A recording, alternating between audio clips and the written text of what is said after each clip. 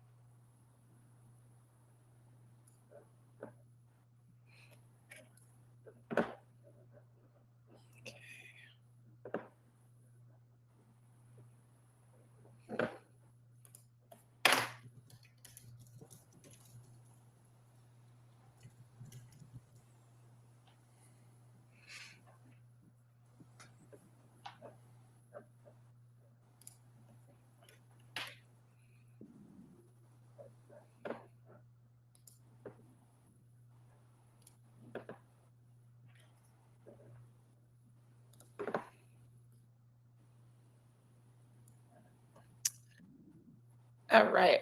I think we've got enough folks here. I think we're going to go ahead and get started. I appreciate everybody for their patience. And again, good morning and thank you for joining us today. My name is Suzanne Thornycroft. I am the North American Vice President for Carrington Labs.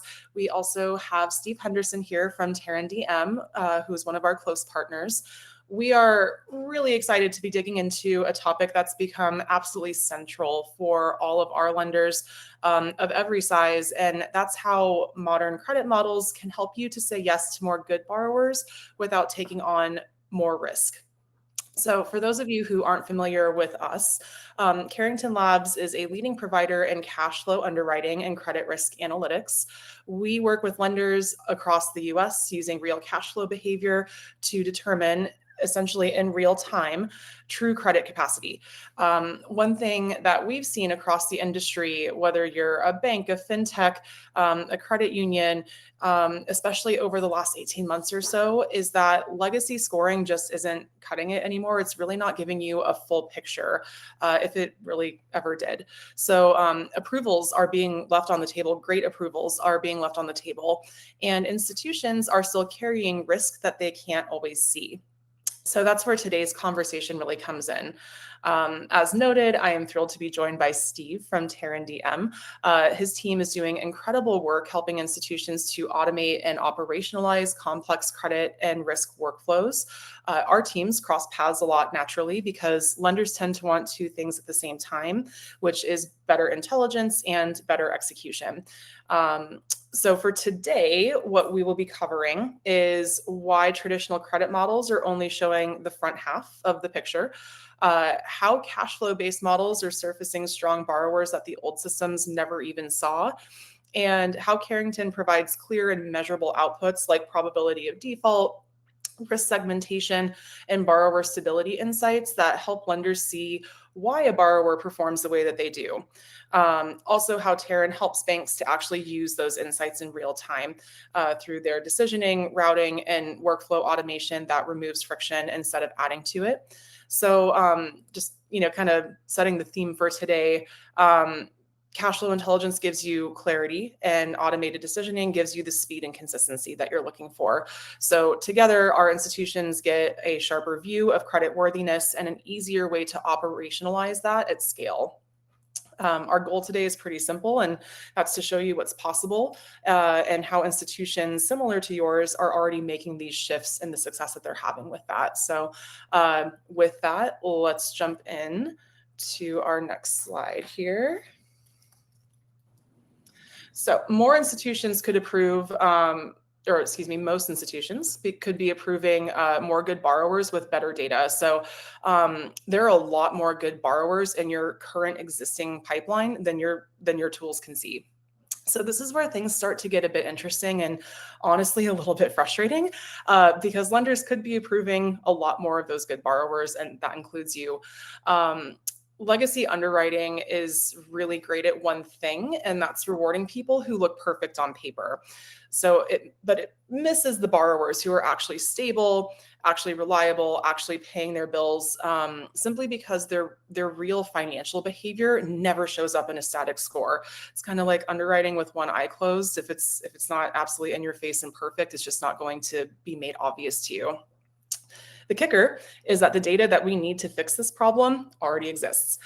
In fact, according to a study by FinReg Lab, more than 96% of US consumers and 98% of Canadians, per the Bank of Canada, have enough transactional data for cash flow based underwriting already.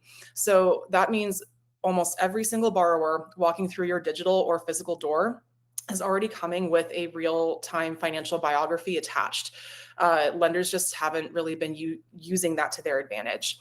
So here's where the cash flow materially increases approvals. When banks bring modern data intelligence into the process, you suddenly see the borrowers who are always strong. The ones that have the stable income, predictable expenses, consistent surplus, clean repayment patterns. These borrowers often sit in the borderline bureau bands, not because they're risky, but because the old system has never captured how they actually manage their money. Cash flow surfaces those borrowers. So it's going to reclassify them accurately. It's going to let institutions like yours approve more of the right people without ever taking on more risk. It's not about stretching deeper. It's about finally recognizing that the good borrowers are already there and you already have them. So let's talk about why data lets banks approve more with lower risk. It's because you're sitting on the data that you need to approve more good borrowers. You just need the models that know what to do with it. Let's see.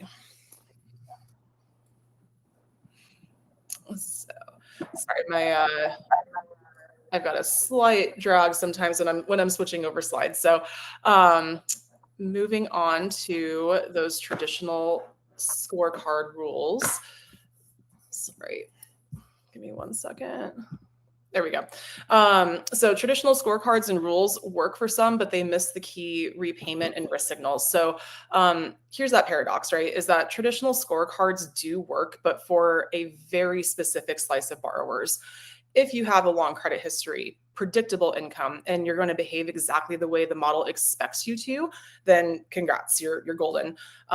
Everybody else, though, the system is going to start guessing, and usually the guessing is going to be wrong.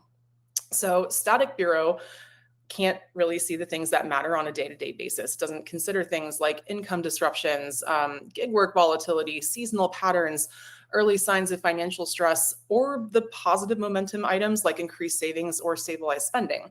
It's kind of like trying to understand someone's whole financial life from, a single bank statement, and that's not an accurate picture for anybody, right? So, and then we have the infamous category of the thin file borrower. So I think thin file is going to become a thing of the past in pretty short order, simply because when you bring cash flow into underwriting, suddenly that file isn't thin at all. You're looking at hundreds and sometimes thousands of real transactions that paint a far more accurate picture than a bureau ever could. A lot of those people that are going to be labeled as high risk today are actually incredibly stable earners. So the result of that is that traditional scoring ends up missing great borrowers while accidentally approving borrowers who show clear stress signals that are just invisible to older models. So when lenders say that they want to reduce unnecessary declines and avoid unexpected losses, this is where that misalignment is really happening. It's not your risk appetite, it's not your strategy, it's the blind spots in the legacy data that you're being forced to work with today. The next couple of slides are going to be a bit of a comparison. So, legacy credit and what cash flow scoring really does. Kind of an anecdote from one of my previous jobs. I worked directly with our underwriting and credit teams, and we had a rule that if you sat at a 700, it was an approval, but if you were at a 699, it was a decline with no recourse. I cannot tell you the number of times that I would, go out of my way to grab a latte for my head of credit I'd show up and I'd plonk it down. He'd be like, "Oh, who's this for?" And I'd be like, "Yeah, we're going to argue today about one of our customers. So figured I'd butter you up with a vanilla latte first, right?" Because for me, my point was always what makes one point, right? We have years of their financial information in front of us. And because a FICO score says that they are 1 point off of our minimum, we're going to decline them for this business loan that's vital to their business. There has to be a better way to do this, right? So went a lot of fisticuffs with my underwriting team, something that we hope to alleviate you of at Carrington Labs. So jumping into some of the examples that we have, it's a simple but powerful way to look at why lenders are hitting the ceiling with traditional underwriting tools, minus the latte and arguments from myself. On this slide, we've got the classic credit score ingredients. So payment history, debt levels, credit mix, length of credit file, the pretty broad stroke things that we're all very familiar with. They're not bad, right? But they are historical. These tell you who a borrower was and not who they are today. And I think we all know that a lot can change in a borrower's financial life long before it ever shows up on a bureau score. Going to the next slide. There we go. This is where modern and capacity-based scoring really opens things up. So instead of relying on backwards-looking data, we're analyzing real-time signals, income stability, expense patterns, employment shifts, volatility, and financial momentum that shows strength way before the traditional bureau scores ever take notice of anything. So this is, I like to frame this as it's the difference between reading someone's resume and watching them actually do the job. It just gives you a much better idea of how they're going to behave in real time, right? So that traditional model measures past behavior. Cash flow intelligence measures current capacity and future risk. So the things that genuinely predict repayment, when you combine bureau data with cash flow and your own internal insights and rules, you're going to get that full picture, and it's going to be in Technicolor. Who the borrower was, who they are right now, how they are likely to behave moving forward.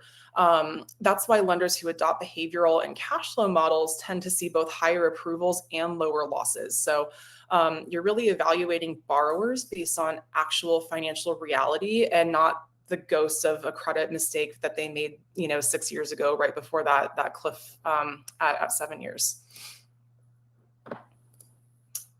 So let's see. Even conservative portfolios leave safe approvals on the table. So this is something that we see over and over again when we analyze lender portfolios. Even institutions that are extremely disciplined and fully compliant are still leaving a surprising number of safe approvals on the table. It's not because the borrowers are risky. It's because the data that's feeding the decision is outdated. So most compliance frameworks still leans really heavily on bureau-based data only, but static credit information can't tell you the full picture of a borrower's current repayment capacity. So what happens at that point, right? Borderline, but perfectly solid applicants get declined. You're losing that customer and you're losing that relationship and future opportunity with them. It's not for performance reasons, but because the system can't validate the strength that they actually have in their real-time finances. When you bring cash flow intelligence into the picture, you are suddenly operating with a much clearer understanding of who's truly safe to approve.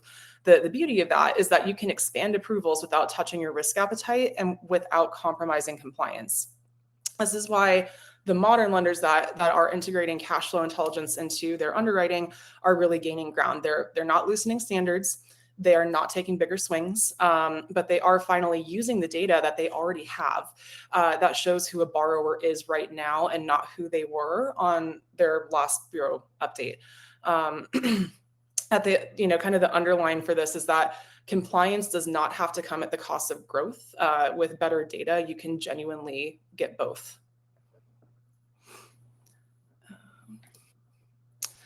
Your default definition drives model accuracy and portfolio strategy. So one of the biggest drivers of model performance is the definition of default, and most lenders really don't revisit this enough, if really at all. A model is shaped by the exact outcome that you ask it to predict. So if you choose a definition that's too early or too broad, you end up training the model on behavior that doesn't fully represent true loss. As you move that definition out to more meaningful delinquency levels, the signal can become clearer and the model becomes a lot stronger if there is enough data to support it. This is going to tie into a much broader point, is that traditional credit scores look back over long histories, but they're not built around the specific outcomes that matter for many lending products today. More time doesn't guarantee better prediction. If the labels and features don't match the actual repayment patterns of the portfolio, you're going to miss good borrowers and you're going to miss emerging risk as well. With Carrington, we take a very different approach to this. So we start with the behavior that truly drives repayment, which can vary by lender and what you're looking to optimize and what's important to your institution. So while we're looking and analyzing things like cash flow stability, income consistency, volatility, surplus trends, repayment habits, often making it into the models, by training on outcomes that reflect real risk loss rather than generic delinquency definitions, we build models that are more accurate and more actionable for your institution.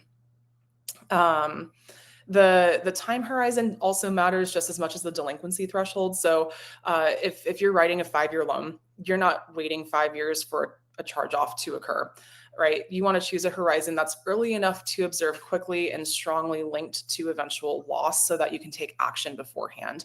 That horizon is going to vary by product and tenor and strategy, and it needs to be validated with data, not assumptions. So that impact will be very straightforward, is that sharper and predictive power, better borrower segmentation, and a portfolio strategy grounded in meaningful outcomes and not outdated definitions. I think zero default is not the goal, but optimal margins are. I think we would all love zero default, but not realistic. So, but cash flow intelligence can get you virtually, right there, kind of the next best thing.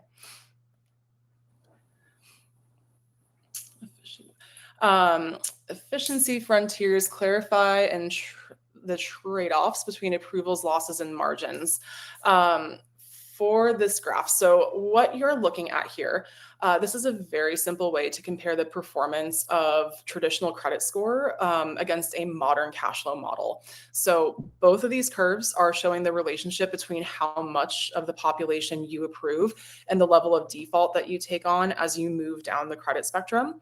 The red line, is going to reflect a typical bureau-based model.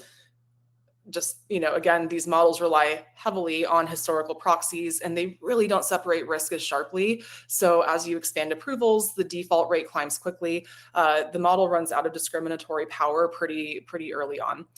The blue line shows you what happens when you're using Carrington's cash flow model. Because this is going to capture real income patterns and volatility and surplus behavior, it separates risk far more effectively across the entire population. And that difference is going to show up in two practical ways. At the same approval rate, you experience lower defaults, or at the same default rate, you can safely approve more borrowers. That's going to be the shift in the efficiency frontier. It's not theoretical. Across real portfolios, we consistently see step changes in model lift compared to the predictive power of the more incumbent approach. The curve doesn't just move slightly, it shifts meaningfully outward and has a direct impact on your margins. Once that frontier moves, the trade-off really changes, right? The lender doesn't have to choose between growing the book and taking on more volatility. You get that sharper risk separation, so you can grow safely by approving more of the right borrowers. This creates 3 concrete outcomes. So better credit decisions, firstly, more precise pricing because each segment is going to be cleaner and more stable. So you can optimize that pricing not only for the institution, but for your clients as well. And then a more profitable and more resilient portfolio without altering any risk appetite for the institution. Better modeling is going to empower your organization to make smarter lending decisions with a lot more confidence.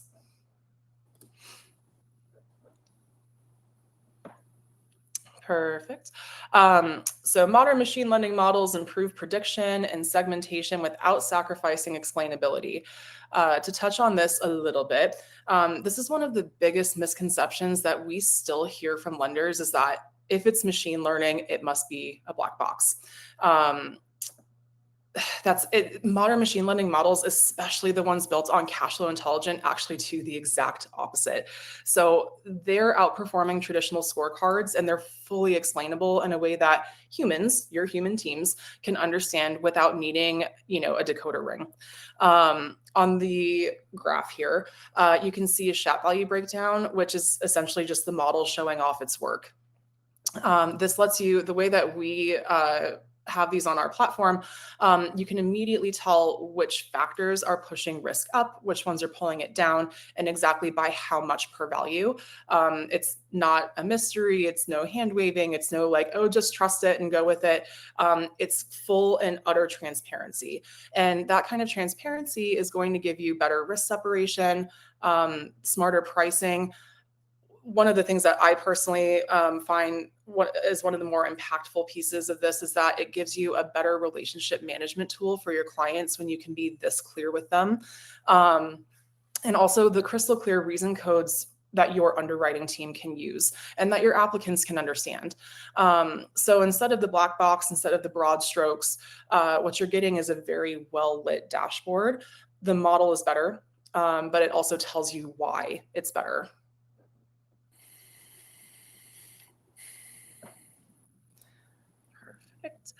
So combined modeling increased safe approvals and reduced early losses. So to showcase a little bit from one of our case studies, this is a great example of what happens when you are moving beyond relying on a credit file only attribute and start incorporating real cash flow behavior into underwriting. For this particular portfolio, we analyzed about 200,000 completed loans, and we built 3 separate models for this client. The first being a model using only traditional credit file attributes. So again, those broad stroke items. A model using only our proprietary cash flow attributes, and then a combined model that brought both data sources together. What's important here is how the predictive power changes as you introduce more meaningful behavioral signals. So on the left, you see that the performance of the credit score alone, a Gini of 44.3, that's what most lenders are still using as their primary risk indicator. But when we rebuilt that model using the same credit file data, but modern modeling methods, we can already improve performance. That's the first bar on the right at the 52.6. Once we bring in cash flow attributes and signals around income stability, expense volatility, that surplus behavior, repayment patterns, you see a significant step change in predictive strength. The cash flow only model jumps to 62.6. But when you combine both of those worlds, the credit file plus cash flow, you're getting the strongest performance of all with a Gini at 67.2.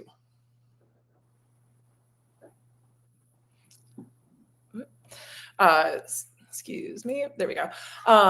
So what all of this is going to tell us is pretty simple, that the cash flow intelligence is meaningfully going to sharpen your risk separation. The combination of credit and cash flow produces the most accurate, stable model. The uplift here directly translates into safer approvals, fewer early losses, and much, much more intentional portfolio strategies. I know that I have done an awful lot of dissecting on the cash flow side. So moving into model operations, I would like to give the floor to Steve, as this is his area of expertise. This is where things really become scalable, and I will let Steve get into those details. Go ahead. Excellent.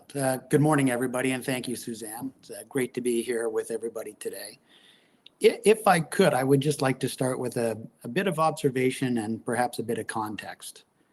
Across every conversation we're having with banks, credit unions, auto lenders, and fintechs, one thing is incredibly clear. Everybody, without exception, believes in the promise of cash flow underwriting. Everybody agrees that it provides a fuller, more accurate view of the borrower, and everybody sees value in approving more good borrowers without taking on more risk. So the big question, and the one that we want to explore with you today, is this. If everybody believes in cash flow underwriting, why isn't everybody deploying it? So from our side of the industry, the answer isn't philosophical. It's practical, it's operational, it's human. To explain this, we see 4 barriers that companies are needing to overcome. Number one, deploying new models and cash flow models in old systems is challenging.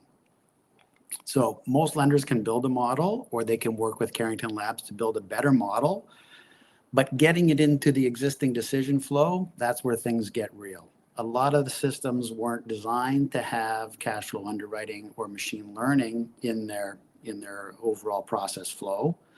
IT needs to get involved. Anytime IT gets involved, it becomes a mini project. And as a result, a lot of times these initiatives stay on the shelves.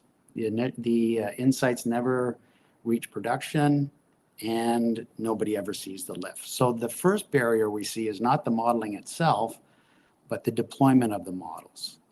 The second barrier that we often see is change. Cash flow data is different. It can be messy, it can be inconsistent, it can be intimidating. And lenders need the assurance that these signals are reliable, they're repeatable, they're predictable. And when the data feels a little bit messy, people tend to hesitate. And I think this is where Carrington Labs can really help overcome this particular barrier, because it becomes very repeatable and it is proven. The next barrier, Suzanne talked about this a little bit earlier, it has to do with explainability and the governance that goes around that. That keeps teams cautious. So most firms are not afraid of the model, but they are afraid of the governance narrative that goes around it. And when you're in a regulated industry, that's certainly understandable and very rational. And maybe I would say the last barrier that we tend to see is nobody really wants to take on another major technology project. Every bank, every lender has 20 projects already in motion. And sometimes the cash flow underwriting remains one of those, we believe in it, but just not this quarter bucket that goes into the IT projects. So overall, lenders aren't rejecting cash flow underwriting. They're just really wrestling with the practicalities of the adoption of it. And perhaps some of these barriers or some of these factors resonate with your own personal experience. And I just want to give a bit of that observation and context before we jump into it. So let's get into it. If there's one message that we want to leave you with today, it's simply this. Better decisions don't come from magic. They come from strong signals that get translated into clear logic, and they're executed through disciplined and auditable workflows. So cash flow underwriting gives you signals that traditional data sources simply can't provide. Income stability, expense patterns, seasonality, cash cushions. These are powerful indications of repayment behavior. But strong signals on their own don't drive decisions. They need to be operationalized. And that's where these rule sets come in. Not rigid, hard-coded rules, but transparent decision logic that the risk teams create. Credit risk teams create these rules. Credit risk teams change these rules, and ideally without having to rely on IT or the vendor support. These rules can be simulated and tested so that changes can be safely deployed. You can stand up champion challenger models quite easily, no cut and paste. And once those rules and decision logic are in place, automated workflows, they get applied fairly and instantly every time. So most importantly, every decision remains fully auditable. So lenders need to show the outcome, but they also need to show the decisioning behind it. So with this type of structure, there's a clear trail on what signals were used, what rules were fired, what thresholds were applied, what the final decision was, and why that decision was made. This is where cash flow underwriting becomes truly scalable. As Suzanne said, it's not a black box. It's structured, it's governed, it's explainable decision process powered by the richness of the cash flow underwriting data. Suzanne, if you could move to the next slide for me, please.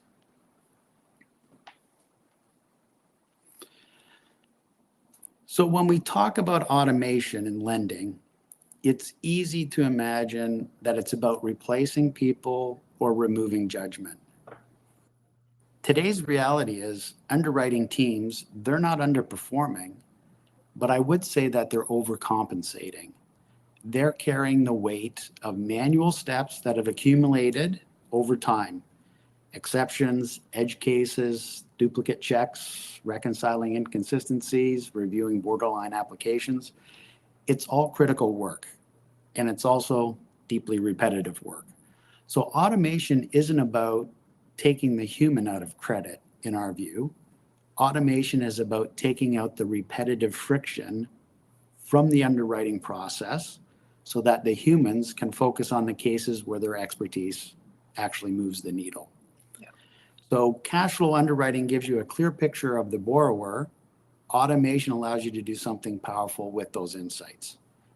You approve the clearly approved applications immediately.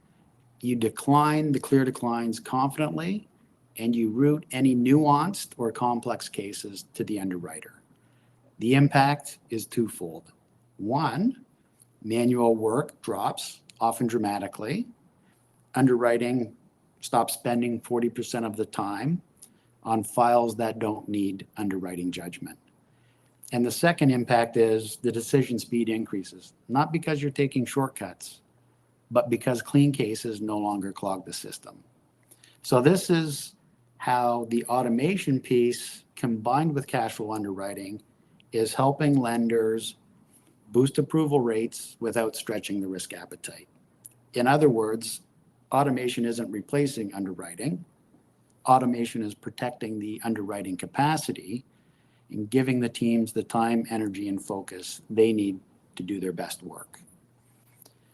So with that, Suzanne, I will pass it back to you to continue on. Yeah. And I do just want to emphasize, we are not here, AI is not here to replace your teams.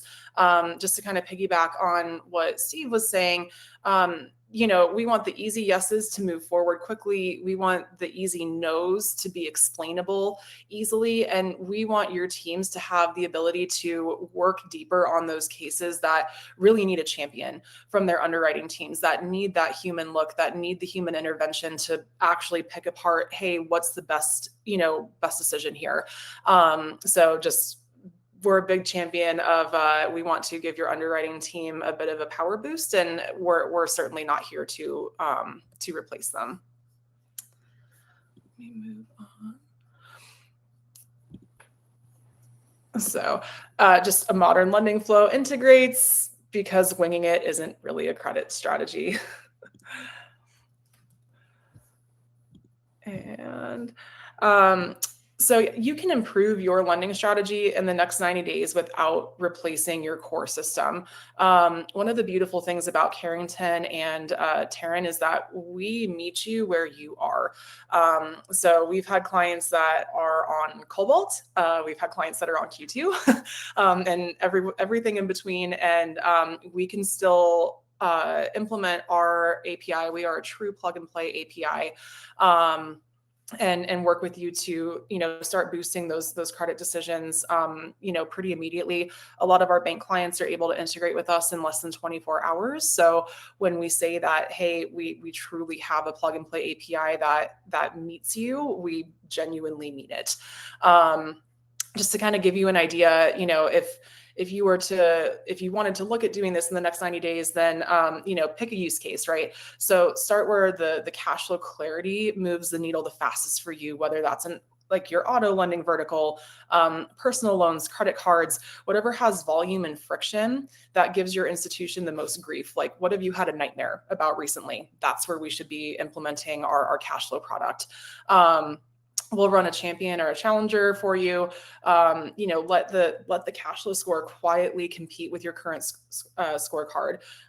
We'll take a look at it after a few months, and literally 100% of cases, we have found approvals that the institution was missing while tightening risk. There's no exception to that. We are literally batting at 100%. So this will allow you to automate the easy calls. So instantly clearing the obvious yeses and the obvious no buckets, and then freeing your underwriters for that nuance that we talked about instead of the noise. Introducing that explainability early, right? So showing lenders why a borrower score is what it is, cash in, cash out, stability patterns. This is really going to help you build better trust and smooth adoption with your teams, and give them that confidence to make decisions quickly and easily. And then once you see that uplift, you can choose to broaden that to more products, deeper workflows. Our cash flow score plays well with everything in your stack. So, and we modify that to being exactly what you need it to be for each and every product. And I think, Steve, it's similarly very easy, right, for Taran to come in and make a difference in 90 days as well. Yeah, no, I like the approach here. Yeah. Pick one product, do a champion challenger. Yep. You don't have to replace everything. Our experience is, within 2 to 4 weeks, depending on the product, we can have something up and running in production. And it's not a multi-year project. It's not $100,000 project. It's Right. something that you can tactically get off the ground to start testing this out. Because I think when it comes to deploying something like this, you start with the small steps, and over time, there's a very cumulative and larger impact. But you got to start somewhere. Right. All right. Perfect. So, regarding our relationship with Taran, we absolutely love working with TaranDM. They're phenomenal at what they do. And when a lender really wants to bring automation and machine learning workflows to life, they are a natural complement to the intelligence layer that we provide. All that to say, Carrington and Taran are not bundled together. You can use Carrington on its own. You can use Taran on its own. And when it makes sense, we do work beautifully together. Think of it less like a package solution and more like two tools that you can snap together really elegantly when you need both. Some lenders come to us first and add Taran later. Some start with Taran and then bring in the Carrington layer when they want deeper borrower intelligence. Some use one or the other for very specific parts of the lending flow. There's a lot of flexibility here, and we are here to help support the way that your institution wants to grow. And that being said, Steve, did you have any other last notes on that before we move into Q&A? No, I think you summarized it quite well. It is a nice complement of capabilities, and that's why we're excited about the partnership that we've recently signed with Carrington. So with that, we're happy to jump into question and answer. And we did get a few. Let me just pull these up really quick and read a couple of these off. We'll just start with the ones that were thrown over to us during the webinar, and then we will open the floor if anyone has any follow-up pieces.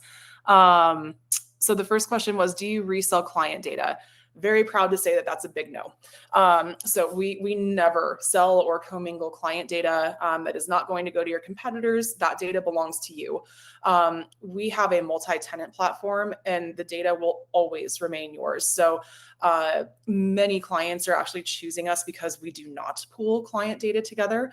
It's actually a major differentiator in a market where many of the vendors in this space are monetizing client data behind the scenes. So we are very firm on that, and you don't ever have to worry about that piece of things. Let's see. And I think, Steve, this one's going to be for you. It says, how is Taran different from other decision engines? Oh, wow. We get this question a fair bit. So what I can say is what I think makes us different is we're not trying to reinvent decisioning. We're trying to fix the part of decisioning that actually slows lenders down. So most platforms, they make decisions, but making changes and adapting within that system tends to be difficult. Our founders worked in credit risk, and they experienced some of these challenges themselves head on. So the platform has been designed to adapt quickly, to add new data sources, to bring machine learning in without having to rely on IT or vendor support. So it's very user friendly. The second difference is transparency. Everything that happens in our decision engine is explainable and auditable and in human readable format. So advanced signals like cash flow, machine learning, they're all explainable, and it's easier to work in the governance framework on that. And I guess the final difference that we have is we don't require a core system replacement. Nobody's looking for another multi-year project. We layer into what you have to remove that friction. So in short, Suzanne, what I would say is faster adaptation, full transparency, minimal disruption. That's what's setting us apart. That's great. Another question is, can this be used with business lines of credit? And absolutely. So we cover consumer, business, including SBA lending. We're working with a couple of different CDCs as well. So yes, if it's a credit product, we can enhance and work with you on that. Let's see here. We've got a couple others coming in.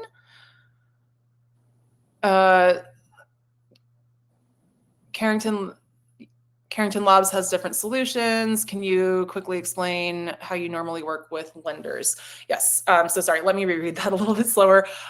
You mentioned Carrington Labs has different solutions. Can you quickly explain how you normally work with lenders? So we do have a number of solutions, both pre and post origination, that support the entire life cycle of a borrower. So that's going to include our cash flow score and credit risk models that are tailored to each lender and their products, a financial health summary to help populate scorecards, a credit offer engine that finds the optimal amount to lend, and then our cash flow servicing, which in particular in the current environment that we're in, this one is huge with a lot of our auto lenders and a lot of our equipment financing on the business side, where we use bank transaction data to let lenders know when a borrower is likely to miss a payment so that you can intervene before that happens, and not just save the margins on the loan, but also to save that relationship, right? A lot of folks tend to not realize that, if they're going through a hardship, that they can turn to their financial institution for help before they've hit that 60, 90-day cliff. But that our cash flow servicing product really highlights that portion of things and helps you to maintain that relationship throughout. And then are cash flow models compliant? Yes, they can be. So at Carrington Labs, our cash flow models are designed to be compliant and aligned with Reg B. We do not need PII. We don't want PII. That is not predictable information for us. So we don't want protected class data. All of our models are fully explainable. So we're happy to have a separate discussion on this if needed, but we can really help to boost the bank's compliance and on that end of things. And then how many mutual clients do we have, Steve? I know we have some really exciting projects in flight together. I don't know if we are allowed quite yet to let the cat out of the bag on these, but what do you reckon? Like Q1-ish, we might. Yeah, no, it's a very good question. The partnership has been signed fairly recently. As you're suggesting, we do have a couple of clients that we're jointly working on. I think we're looking at early Q1 to make an announcement on that, but hopefully it's going to be sooner and more of them. So stay tuned. Yeah. And I think, hang on, we got another one that just came in.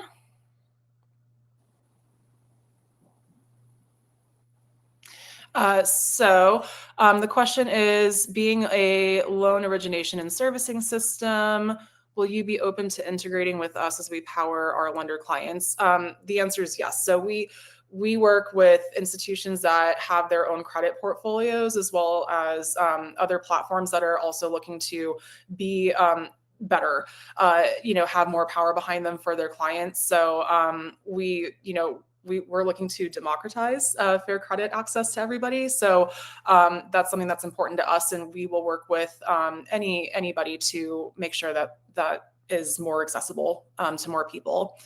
And then can we integrate with other platforms and looking at future integrations? I think for both of us, that answer would be yes. We, again, like to emphasize the flexibility that both Carrington and Taran have. We meet you where you are. So, Taran doesn't require like a full core replacement. Carrington doesn't require you to be working with a certain provider or, a certain platform. When I say that we've plugged into everything from Cobalt to Q2, I'm not kidding. So I'd be hard pressed to find, I think, a older system than Cobalt for us to work with. But again, that was one of those integrations that took us less than 24 hours, and it's very doable for us. So if there is a better challenge, we're up for it. So please bring it to us. Did we have any other questions coming through? It doesn't look like it. Okay, perfect. So all of that to say, we really appreciate everybody for being here today. If you would like to chat with myself or Steve to have us do a more in-depth look to how we can help your institution, please reach out to us. We are very happy to set up demos, proofs of concept, whatever you guys need. And or if there's just follow-up questions, again, very, very happy to jump on a call with anybody here. So we appreciate everybody, and I hope everyone has a fabulous holiday season, and we'll be looking forward to chatting with some of you folks after the webinar. Great. Thank you, everybody.